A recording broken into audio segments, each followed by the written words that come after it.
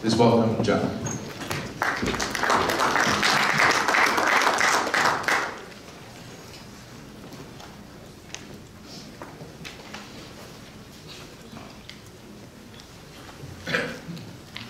Good morning, everyone. Can you hear me okay? Too loud, too quiet? Good? Okay. Nice to be here. Chief Commercial Officer, Docent Health.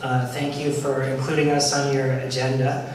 I realize I've got a very, very short window of time and a lot of information to cover, so forgive me for just jumping right in. I'm helping lead a team at Docent Health that's designing and implementing a new approach to supporting the customer experience in healthcare. The company comes from a pretty diverse set of industries. A lot of us are steeped in healthcare.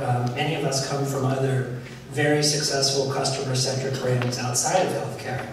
But what cuts across our entire firm is this belief that healthcare at the core is a relationship business, and it involves some of the most personal decisions and moments in our life. And yet, our industry, the healthcare industry, has become incredibly impersonal, making it very, very challenging to develop strong relationships with patients. So Docent, our goal is to address that. The idea of the patient or the consumer or the human at the center of healthcare is actually a pretty new one. Healthcare has largely been a business-to-business operation where the payers and the employers and the healthcare systems are all negotiating collectively the terms of service and how care is going to get delivered and paid for. But I think we all can see this. Consumers are starting to exert a whole lot more control, and why shouldn't they? More is coming out of their back pocket. They've got more tools and more data to do their own research, and they've got more options. But I would argue that the bigger driver of consumerism is the expectation that's being set in every other industry, in banking and hospitality and transportation. There's now this expectation of ease of use and a differentiated experience that customers are now starting to demand of healthcare. However, the big problem here is that healthcare is not designed around the consumer. Healthcare is designed around the disease, designed around the problem.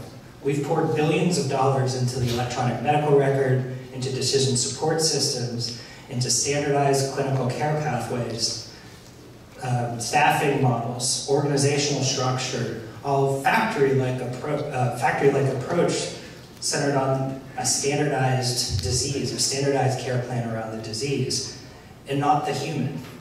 So what gets addressed in a really ad hoc way is the experience of being a patient in the healthcare system. And the output of this is that it's very alienating, it's very impersonal, and it really is not the platform to build a relationship with our patients. Now, at Docent, we're not arguing that healthcare abandoned the idea of a data-driven, evidence-based approach. It's been very successful in helping improve patient outcomes and reducing care variation. What we're arguing for is if you study these brands here, which we have at Docent, and we've drawn a lot of our talent from these companies, we can actually take a page from their playbook, that we can bring that same data-driven, evidence-based approach that's worked so well on the clinical side of the house and apply that to the experience that we're providing to our patients. And this will enable a much more personalized experience, but allow you to do it at scale. So the three things that Docent Health wants to do, this is where we come in, the three things that Docent Health wants to do and aspire to do better than anyone else in our industry. The first is help our health systems better understand who their customers are, what their customers' expectations are in their experience, and then map out a set of journeys, experience journeys that correspond to the key segments of their market. From there, we want to be able to hardwire those journeys that we've designed through a technology-enabled service model so that they actually become part of the delivery system, they become operational at the healthcare system.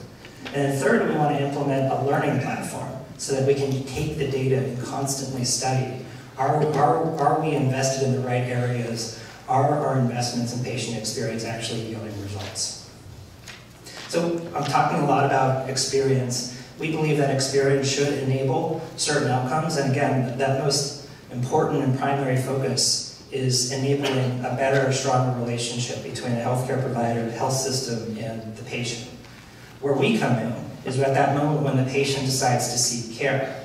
We want to connect with them there and make sure that they feel supported and known and valued throughout their care journey. And if you do that, consistently at a high standard, you're changing the game of the relationship with the patient.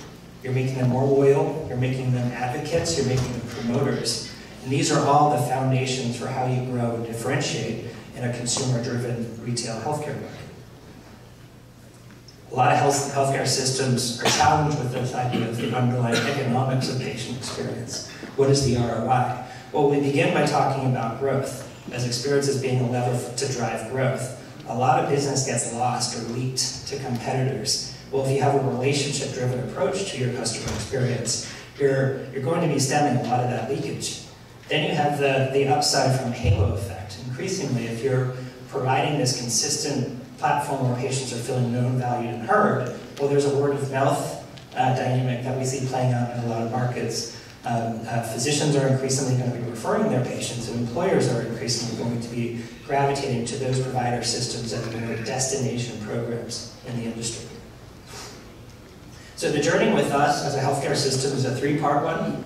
It starts with what we call a design thinking exercise, again, to help a healthcare system better understand who are your patients, what are their expectations in their experience, and how can we organize that into different segments that are relevant to that healthcare system's market.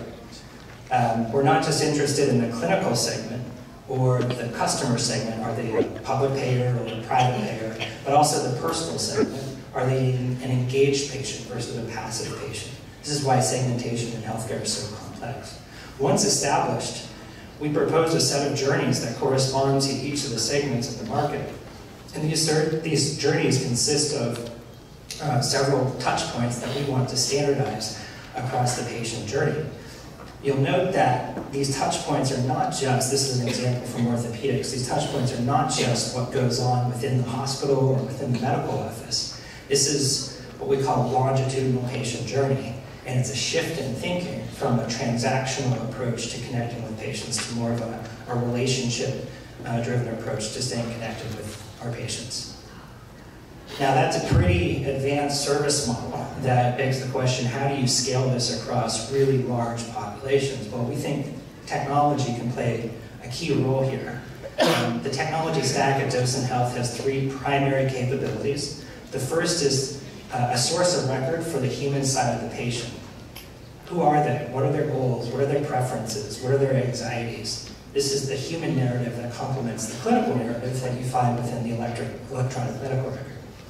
Second, there's journeys that we just designed and mapped out. We want to load them into our workflow engine so that we can start to standardize those as part of an operational best practice within the healthcare system.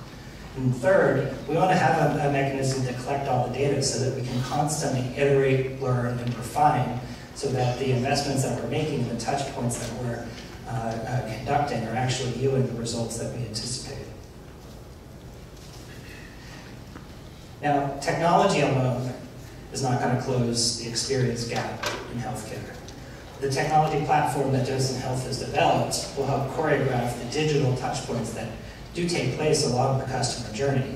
But there are still going to be touch points and entire populations, arguably the most vulnerable populations that we have in our industry, that are going to value or need human-to-human contact and human-to-human support. So we've designed the Docent Liaison Service, actual humans. These are hospitality-trained professionals. Their job is to stay connected with the care team, but also connected with the patient across their care journey. They're leveraging the technology platform to give them scale and efficiency, focusing on the right patients at the right time. And they're leveraging the technology platform to make sure that that patient doesn't become a stranger across their care journey. The relationship that gets established at the front end, at the onset of the journey, flows throughout the operations. And this is a new, I'd argue, transformative model for delivering service within healthcare. So it might be helpful to kind of share an illustration of how a liaison operates. This is Janice. She's a docent here in California. She's helping lead a maternity program at a hospital in California. I talked to Janice a couple weeks ago, And she told me the story of a patient. This is a new mom. She just delivered a couple days ago, and as part of the journey that we're supporting, we have a standardized post-discharge follow-up phone call to check in on the mother, make sure she's settling in okay, she has the support that she needs. It became pretty apparent that the mom was struggling. She showed signs of despondency and fatigue, and she was sharing and opening up with Janice in a way that she frankly wasn't comfortable with her OB physician or with the care team. They didn't have time to connect with her. So the mother shared this information with Janice. Obviously, Janice listened attentively, made sure that there were no immediate risks, and then brought a social worker in to follow up with the mom.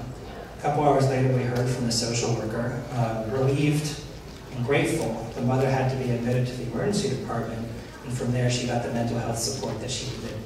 Without the trust and the relationship connection that Janice had established, we might have had a very scary case of postpartum depression on our hands.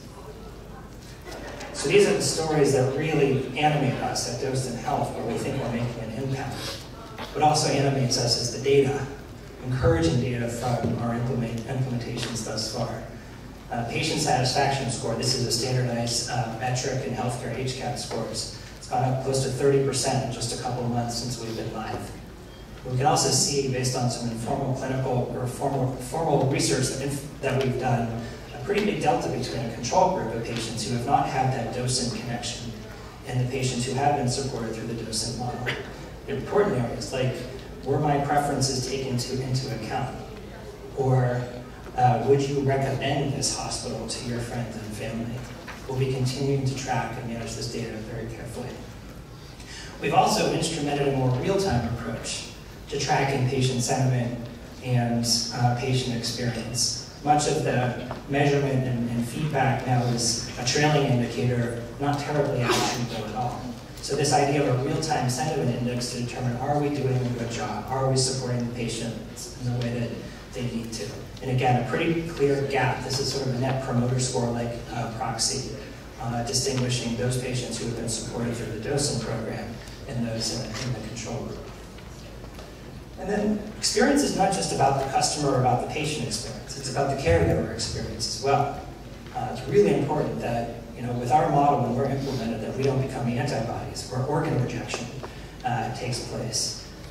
We want to make sure that the work that we're doing is allowing the physicians and nurses to focus their time on more meaningful activities. Physician burnout, clinician burnout is at epidemic rates right now in healthcare. And so this notion of we can free the care team up to focus on the areas that are more value add to them and give them the hope and the faith that their patients are going to be taken care of in a much more connective way is showing by some of both the anecdotal as well as the staff feedback survey that we're capturing.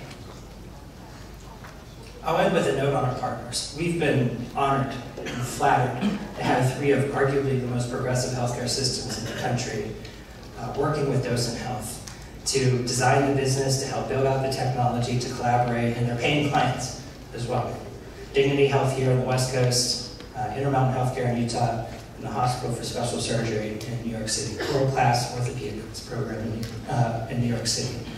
Their collaborative energy, the spirit that they brought to the relationship have given us a lot of confidence as we've stood up a new business model, a new way to support the customer experience in healthcare.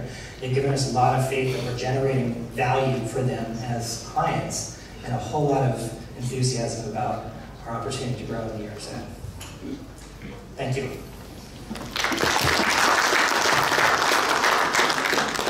All right, thank you very much to Geoff for that enlightening presentation. And next we'd like to welcome a very exciting fireside chat